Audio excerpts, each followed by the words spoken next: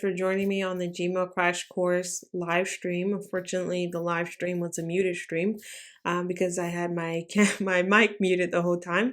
So I'm going to jump right in and just show you the pre-recorded version, and I hope it will help you in any way. I wasn't able to interact as much, but let me know in the comments below some of the questions you had and some of the feedback as well. Hope you enjoy. So much has changed since our last live stream using the Gmail interface. They've updated it, they integrated it, and they also allowed it to be an all-in-one package when you're checking your email, sending a chat, and need to just hop on a video call. Later this week, we're going to talk a little bit more about Google Docs, Drive, and also the calendar. But right now, we're just going to go ahead and deep dive into the Gmail fundamental features and functions and see how you can put it in practice for your law firm. You won't get to see my face this time for this video because, again, the live was not really done well, but it's okay. So I want to go ahead and just get started. And again, if you are familiar with Gmail, this probably just be some good reminders, and maybe also you'll learn something new as well. So we're going to go ahead and start on the left-hand side here. This area allows you to just quickly provide functions or see how your emails are being stored. So if we go into the inbox, of course, you see your inbox. You'll get to see your starred mail. You also get to see your sent mail. You can see all mail, which is everything, your drafts, and so forth. And if you click on more, you're also able to see certain different labels that are been preset with Google. Now, if you want to create your own label, you can do that by clicking Create New Label. And from there, you can go ahead and put in your case number, your client's name, whatever the case may be, and have emails set up that way. So I'm just going to use the example. I always use Jackson case. I don't know why. And then from there, you can go ahead and create it, and you can change the color based onto your liking. So just change that. Okay. Now, once you have that in place, you also want to bring to your attention being able to see the trash as well. I only want to bring it up because there are times when emails are mistakenly deleted and you probably needed it for an e-discovery, needed it for a litigation trial. Having the functionality of Google Vault helps you to have retention rules in place so that you can be able to retain those emails even though someone or they were mistakenly deleted as well. So we just have our label there. Okay. Now going back to keeping on our left hand side, we want to click on Compose. And then from there, you're able to have not only just compose emails, of course, but you do have some tools at the bottom that I bring to your attention. And again, some of these you already may know. I'm just going to remind you that they're there and that you should use them. So when you have your recipient in place, you do have the option to schedule the send, which is really good if you're on vacation and you want Friday, you want to send out all the emails. You can layer them out, so Monday, Tuesday, it looks like you're still actively working.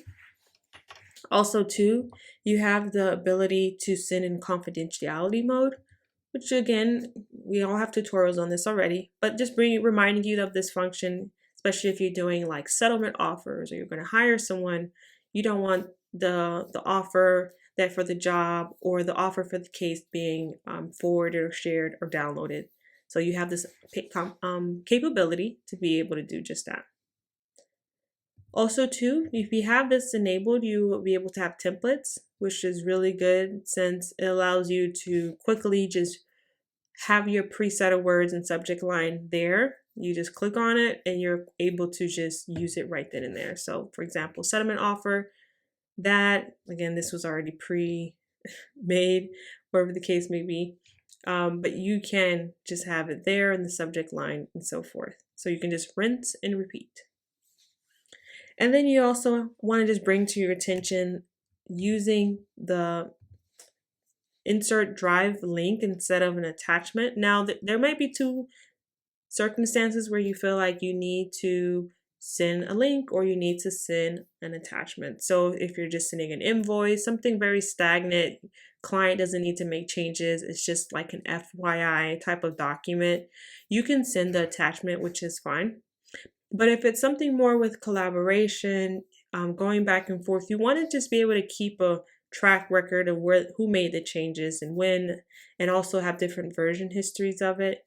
You want to be able to send the drive link, which sends them to the live Google Doc link, and they can be able to have however access you pre-configured it to be. So if they only have viewer rights, that would be the case. If they have commenter rights, that would be the case as well. And then also if they have editor rights as well. So just bringing that to the attention, inserting the Google Drive link, and this is what it looks like. And it takes them directly into the Google Doc. And if they don't have access, it will show them that they don't have access. So again, no matter if that email gets forwarded, if they don't have access to the doc that you configured it to be, they won't see it. Whereas if it's an attachment, you can just forward an attachment to whoever you want and everyone can see the confidential information. So now we're going to move on to our next area, which is the search bar. So many people are familiar with the search bar. They use it, but a lot have not noticed this little 3 lines here. This is your best friend. Until we name it, it is your best friend. So here you can specify what email that you're looking for and who is it from or who did you send it to. You can also specify the subject line and even the words that are inside the email and even the documents that are attached to the email if they have those words. It gets really, really specific, and I love it because it saves time when you need to look for something. You can even look up the words that it doesn't have. So, if you're looking for a Jackson case, but it's for a client named Maria Jackson and not Stephanie, you can make sure the words don't have Stephanie in it. And then also too, if it has attachments. So if we go ahead and put in some of the configurations,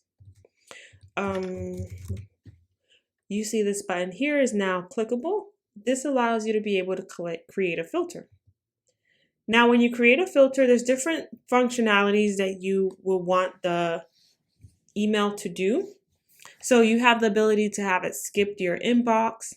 You also have it to be able to choose a label. So your email is automatically organized and automated, no matter who's emailing you. You can also have it to send an email template as a response. Thank you for your inquiry. This is really great when you're getting emails about the case or whatever the case may be. No pun intended. And you can go ahead and create that filter for it. And again, it will go ahead and automate your emails so that come Monday morning, everything is already organized. So I just want to bring that to your attention. I'm sure some have already been using this feature, some have not.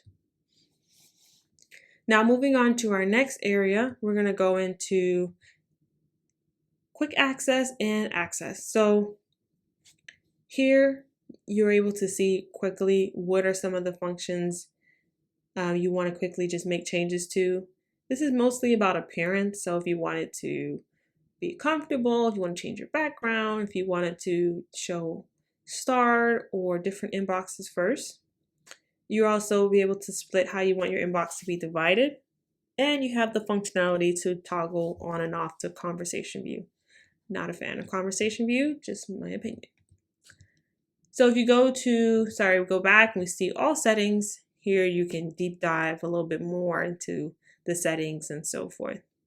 So just want to bring out a couple of things. You have your undo send feature. Allows you to 30 seconds after you send an email, you can say, oh no, didn't mean to send it to that person. You can do that. You also have the ability to change your font, your default font. So here you can change exactly the font style and also the color, keep it different so you know who's talking and when. You also have the ability, again, to change your profile picture. So you can put your law firm's logo or your headshot. You can do just that. You also have the ability to have multiple signatures, which is nothing new. Outlook does the same feature. And you also be able to choose how and when you want to use that signature. So for new emails or when you reply, you can choose between which signature you want to use. And then just going over to advanced, of course, again, I'm not going to go too deep into everything to just make sure we're not going down the black hole of the Gmail settings. And let me know in the chat if you guys want a deep dive into the Gmail settings, and I can dedicate a video just talking about Gmail settings, what they do, but make sure you grab a snack because there's different things that can be done in within the law firm. So if you don't see the template function when we're in the compose email area, most likely because it's not been enabled. So you want to go ahead and enable it, and then from there you should be able to see that functionality. Great. So I'm going to go ahead and go back to the main UI. Just mark this as red. There we go. So here we have our quick access area. There we go. So quickly, you have the first four, which are pre-configured Gmail add-ons. Hey, I need to quickly reference my calendar. You can do just that. You can create a new event right from the calendar as well, which is really great, really good time saver. You want to write a sticky note to yourself. This is great because you can take these sticky notes everywhere and you don't need to go back to your desk to figure out what you wrote on your sticky note. So definitely take advantage of that. And we do have a video on that already as well. I'm going to try to reference it on this video. And then tasks, which are really good because it allows you to allow yourself to have a kind of like a to-do list, you know, what to work on when you get back in. Sometimes just walking out the room and coming back, you can forget what you were doing. So this is good because you're like, okay, these are things I need to get done. And I'm going to show you how I got these here as well with the little icons. And we do have a video on that already as well. But it's definitely become a little bit more robust since our last video, allowing you to reference documents, emails, due dates, and even assign it to individuals. Then you have your contacts, which will most likely be the ones in your firm or those that are within the email chain that you're communicating with.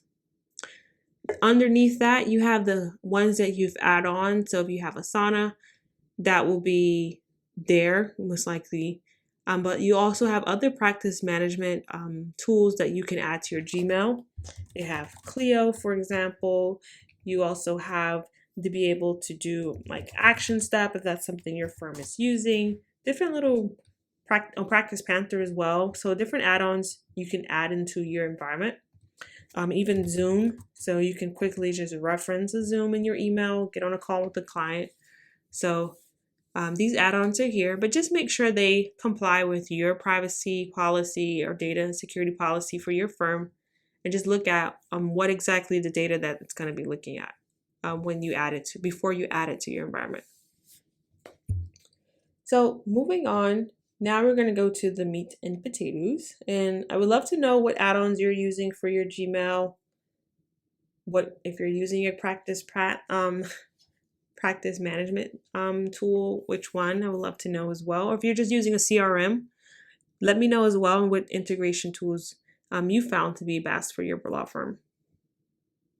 So now we're in the main area, which is great. And we're just going to right click the email and you're going to see another menu has now popped up. So you can reply all, we know these. If you haven't known, you can also forward this email as an attachment. So you can go ahead and do that. But the ones I want to bring to your attention is the snooze, task, and mute. So first going into snooze. So then what this does is if you want to get back to an email, maybe later in the day or the next day, you can have this email snooze and pop up as an unread mail based on the time that you choose it to be. So if I went ahead and just snooze it, I can go ahead and choose the time as well. Another thing we can do is add it as a task. So if I were to open my task area, I can quickly drag and drop the email and then go ahead and explain, okay, please call client about e-discovery, prep, whatever you need it to be, you can do it. Like that. So again, the email is already referenced. You can just click on it. It will quickly pop it up and so forth. And then going back, if you've realized you're in this communication chain, maybe with the JA about dates, you can go ahead and just mute the email, and whatever date is chosen, you can just quickly go back to the email chain and see what the latest information was. So, you don't want to go step away and come back and see 30 emails unread. You can go ahead and just mute it. And then when you're ready, you can go and find the email and look up the dates, or you might just get a calendar invite with the dates anyways. Now, going into a little bit of the cybersecurity side of things, if you realize you're getting phishing or spam email for your law firm, go ahead and report it to the Gmail servers, to the Gmail gods, however you want to call it, the Gmail police. And this allows them to batter up their game to make sure that you're not going to get emails like that, and they can block them for you. So you can report spam and phishing emails as well. And then last but not least, we have our create an event, which love this feature because it automatically, whatever the title of the email is, it adds it there. It also adds those who are part of the email conversation, even adds the email verbiage. So you can go ahead and add extra notes or attachments. It's just really great. I really like this feature because if you quickly need to get on a call about an email, instead of emailing the person and tell them that you want to get on the call, you can just create a calendar invite and do just that. So allow you to save a lot more time. So disregard that. Great. So this was our crash course. Again, I'm not going to go too much into chats and spaces and Meet. We already have videos on that. I just want to keep it strictly Gmail. And it is a crash course, but if you feel like I missed anything or you want to know something more, please let me know and I can go ahead and make a little video for you, or if not and better, we'll go ahead and schedule a call with one of our consultants, Google Workspace consultants, so that you can get the help that you need. So if you want to get in touch with us, this is how you can go ahead and book a consultation with us. This is our email and our website. And to be able to just wrap up this crash course, so if you'd like to have a conversation with me on how to maximize your Google Workspace or even have a customized data strategy, this is how we can get in touch. Feel free to add me on LinkedIn, Twitter, and also subscribe to our channel. And that way you can be updated with our new videos as well. Thank you again, and see you tomorrow for a Google Drive crash course.